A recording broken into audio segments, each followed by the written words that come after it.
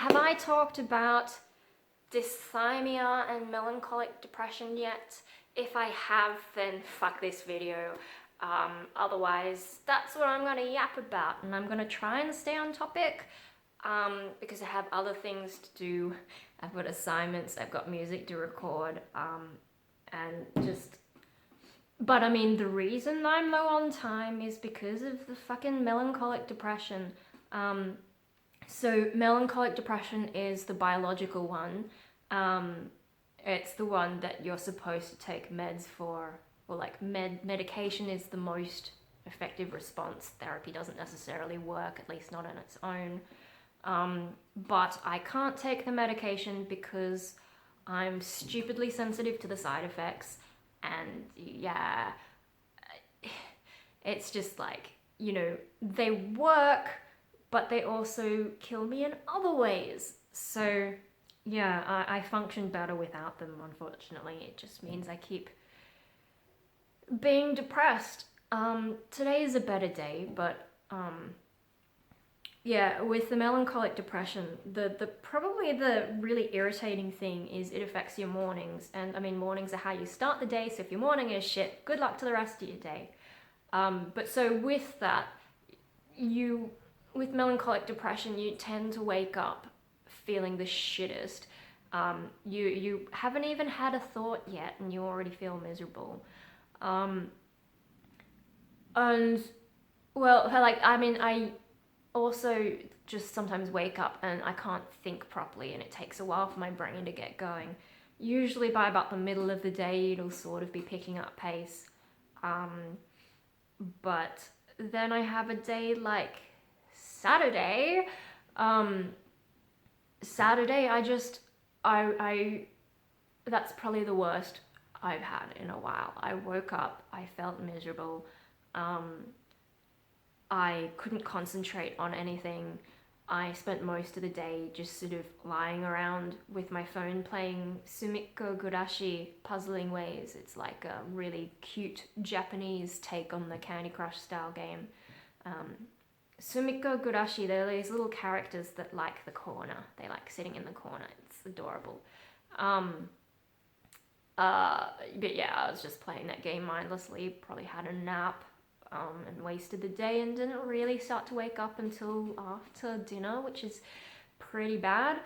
And then Sunday, my brain was really foggy, and I tried to get more done on Sunday, but it's just so hard to think and concentrate and all that. So yeah, that's why I'm low on time, because I lost most of my weekend to being depressed.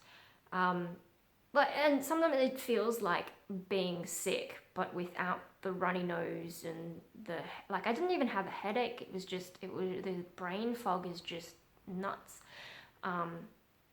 So yeah, it's like if you can imagine being sick, but without the boogers and stuff, it was like that. I just could not function. So it was a really, really hard day, and it's just typical melancholic depression. It just happened to be a particularly bad one, and I don't know what caused it, because, you know, I mean, I woke up and I hadn't even had a thought in my head and already feeling fucked up. So, you know, when that happens, it's like, I don't know why I feel like this. People will be like, what's wrong? I don't fucking know. It's frustrating. Anyway, so that's my illness, is the fucking depression. And I've been trying hard with the sleep, diet, exercise, and sleep is the one that I'm working on a lot at the moment, because I have 2 morning classes. So I'm waking up at 8 a.m. every day. Before that, I was struggling to wake up at 10 a.m. every day, and sometimes I just would not wake up in the morning.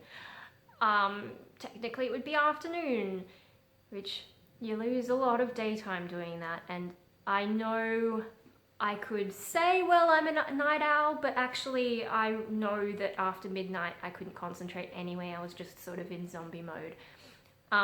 So yeah, my sleep pattern's a lot better. I'm waking up at 8 o'clock every fucking day, because I worked out the alarm system on my smartphone, and I've also got my Nokia backup, and I will get up I will definitely get out of bed by around 9, regardless of what the day is like. But 8 a.m. waking up, usually getting out of bed, having breakfast, doing my Japanese study, and so on. And yeah, it's difficult because I do wake up feeling shit on most of these days, you know, including like still tired, but you just have to get up and not listen to that. And Hope helps. He'll jump on me and lick my face and just, you know, wake up, your alarm went off, wake up. Okay, I'll fucking wake up. So he's really good. But yeah, 8 a.m. getting up. And especially on those 2 days, Monday and Friday, I have 10 a.m. classes. And I mean, that would be difficult, or it would be more difficult if they were shit classes, but I'm really lucky that they're actually good classes. One of them is a jewelry class, like metal jewelry, so, you know, you actually use saws and torches and acid. So it's a little bit more fun than some of the other classes I've done, and so waking up at 8 and getting there at 10 is not such a difficult thing. I mean, we did have a lecture that was a bit slow, but then we got into the actual making stuff, and that just wakes me up a lot more. And then on Fridays, I've got etching, which also uses metal and acid, and, you know, the little face mask, hardcore face mask things. So, and the teacher for that's really good. He's really helpful and really positive, and it helps to have a good teacher to sort of get you into it. And both of those classes, because we're allowed to stay in the workshops, I do stay and do some extra work. And so that just gets me into the rhythm of the day. Those days are actually relatively easy, even though they're the ones that I most need to wake up early for. The other days of the week are a lot harder to keep going because I don't have, there's a class on to make me get into action. But yeah, so that's what I'm doing at the moment. But because I had such a bad weekend, you know, I was just thinking again about my illness and, you know, the things I've done to try and treat it. Is at the moment I'm taking probiotics.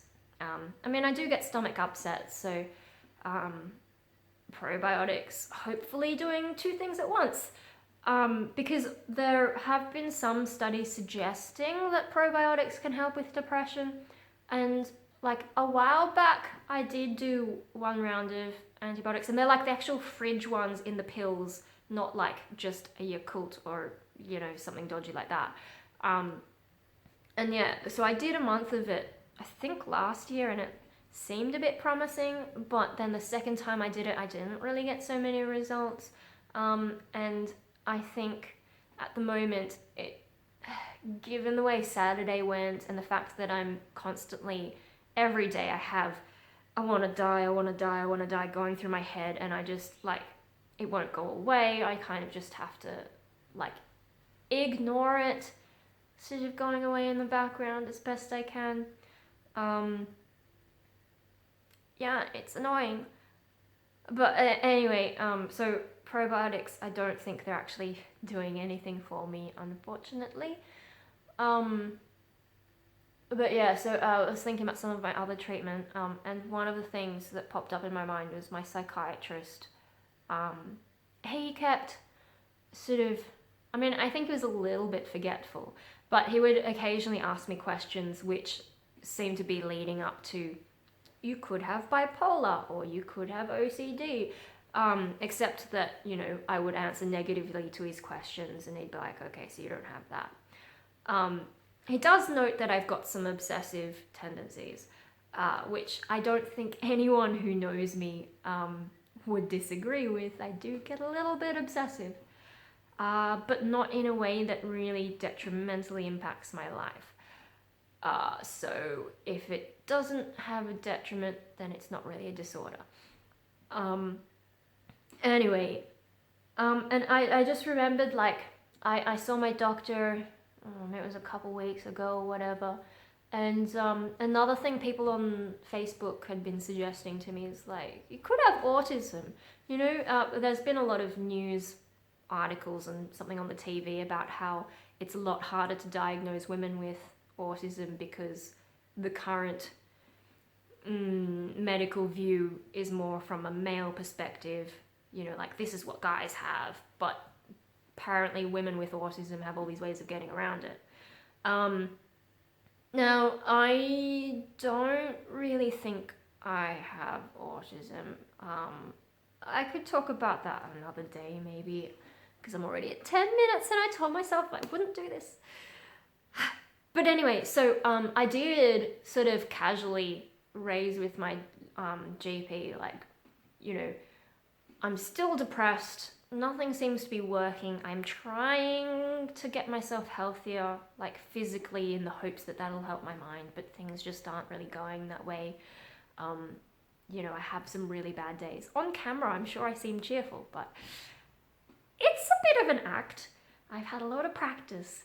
So anyway, yeah, I was saying, like, you know, things aren't working so well. Do you think there could be some other problem here? Because my psychiatrist thought maybe this, and, you know, I've had a few people suggest autism as well. And she said no straight away to the autism. Although I do realize that that was the whole point of the recent news fuss, that people just say no straight away, without actually looking at, well, you do get a bit picky about what fabrics your clothes are made from. You do hate sitting up the back of the metro bus because of the way that the engine rattles and gives you a headache. You do hate those CRT monitor lines.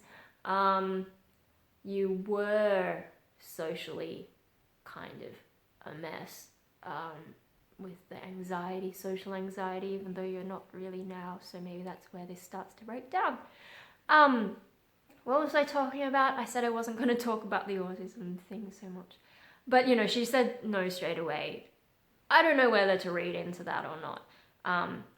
But on the other hand, being obsessive, having depression, and being a little bit weird could also just look like autism without being autism in a few different areas. Because I'm not really that sensory as far as I can tell, though.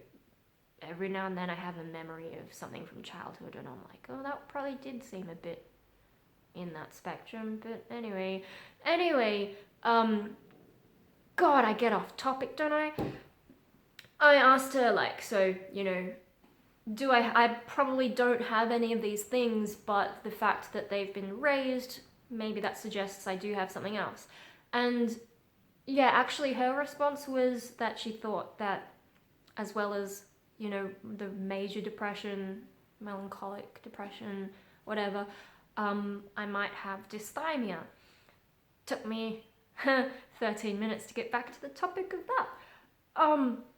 But so dysthymia, it had not really occurred to me. I mean, I have thought about it in the past because I've had long periods of being depressed that weren't severe or anything. It's just like, you know, a real flatness through life and feeling like I was either flat or miserable and never quite happy. But then I have had good periods of my life in between. But so my original idea of what dysthymia was that it was a long period of depression, but a sort of milder form of it. But when I said that to my doctor, I was like, oh, I thought it was this. She said, no, actually it can be quite severe, which I didn't know. And I mean, you've got to be depressed for 2 years. I think that's still the diagnostic thing. And I don't know, I mean, DSM-5 has confused me. I think they've changed the name of dysthymia to something like persistent depressive disorder or something like that. It's really hard talking about shit without notes, but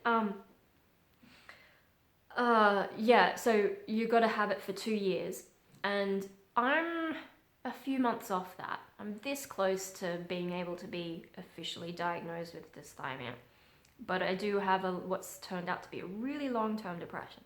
And so I went away and looked into it a bit more, and the really sort of unsettling thing is that you can get what's called double depression. So you've got your dysthymia plodding along, and then you get while that's going on, you get an extra episode of major depression. Double depression. A delicious cake of despair. Yeah, anyway, so that kind of makes some sense because I was a lot worse at the start of this, but I've sort of gone from possibly having a double depression to just having the dysthymia, which is still pretty bad on some days. And I'm sensitive to stuff that shouldn't be a big deal, even though the logic says don't worry, but the emotions go, fuck this. Yeah, and the interesting thing about dysthymia and the whole point of asking, could I have bipolar, OCD, autism, or whatever other thing, I don't know, that's ever been suggested of me, personality disorders and whatever. The whole point of asking about that is because one of these things might have a different treatment option. Now, I don't think dysthymia has a different treatment option, but the thing that was kind of interesting to me is that it may explain why I've had issues with treatment, particularly medication. I mean, if you ignore the fact that I'm sensitive to the medications, there were some medications where I didn't get side effects. The only thing is they didn't work. And I don't know if that's just because they were inherently weaker or if it's because dysthymia is actually quite hard to treat with medication. I think you're meant to do more therapy for that. So I feel like maybe I'm just a little bit more fucked now that I think of it, because if I've got dysthymia, then medication's not really much good. But if I have melancholic depression, then I kind of need medication. So I don't know, all this kind of diagnosis stuff.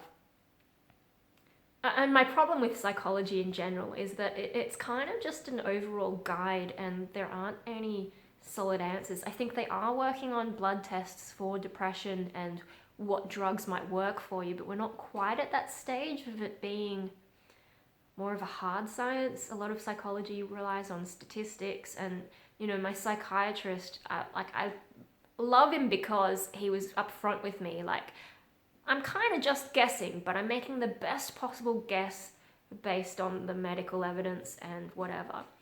I just love that he was that upfront with me, not like some of the other people I've seen. Anyway, so I forget where I was going with any of this. I don't think I had any particular point to make about dysthymia. It's just sort of, this is where I'm at, melancholic depression. Maybe I've got dysthymia as well. Not sure how that's going to affect my life because it doesn't seem to reveal any more treatment options. And even if I had any of the other illnesses, if I had bipolar, then, you know, antidepressants would not be the right move so much. You would have to be lithium, but I have tried lithium and it made me feel shit as well. OCD, is that more of a therapy thing? I actually don't know much about treating OCD. And then autism, as far as I know, is more of a early intervention thing. I'm not sure what you do for adults.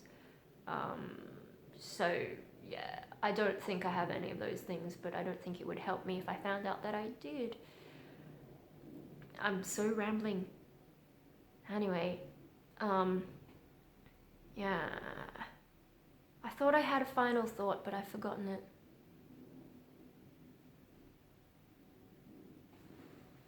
I guess that's where we leave it for now, and if I think of something, I'll do a little edit and shove it in there. But yeah, I better get back to work. I've lost my train of thought completely. Bye-bye. I remembered the other thing I was thinking about. It wasn't so much a final thought. I was just, as well as possible treatment options, knowing a more accurate diagnosis of what I've got, it might actually help me with government support. Because I'm on Centrelink at the moment, which is like our welfare for unemployed people. But I don't have to look for jobs because I've got a medical exemption for my depression. But that expires at the end of the year, and I'm a little bit worried because even though I've been trying so hard, I haven't really gotten that much better. I'm doing better in general, but I'm not well enough to work, and there's only a few more months before I have to go back into that system, and they do say they'll put me on some disability employment services type thing, but I've heard terrible things about it. Plus, apparently they get money even if they don't give us, like, don't find us a job or whatever. But, you know, all that stuff aside, I don't think I'm well enough to work yet, and I'm worried that I won't get there. Yeah, so, you know, having a more full diagnosis might help me with that. The only thing is, like, that would be helpful, but also not helpful, because getting the medical exemption in the first place was really difficult, and, you know, it was actually making my condition worse having to deal with it, because they just don't have a very good setup for people with mental health problems. And, you know, I could talk about that in more detail at some other point, but the overall thing being, it was just such a terrible experience that I don't want to go through it again. I'd rather be poor and have no money, because, you know, my parents aren't going to kick me out of home. I'm really lucky in that way. So, you know, I'd just have a lot less freedom to do things. I'd just be I don't know, like one of these dogs. I'd just sit around not doing very much of anything, which would be better than dealing with Centrelink, really. Yeah, so on the one hand, a more full diagnosis might help me with Centrelink, but I also don't really want to go through more Centrelink stuff. I think when my exemption runs out, I might just write to them and say, just take me off payments, because it's not worth it. I'm getting a little bit emotional thinking about it, so I'm gonna end that there before I go on. Isn't Hopi cute? He's keeping me company, and now I've got to get to work. Bye!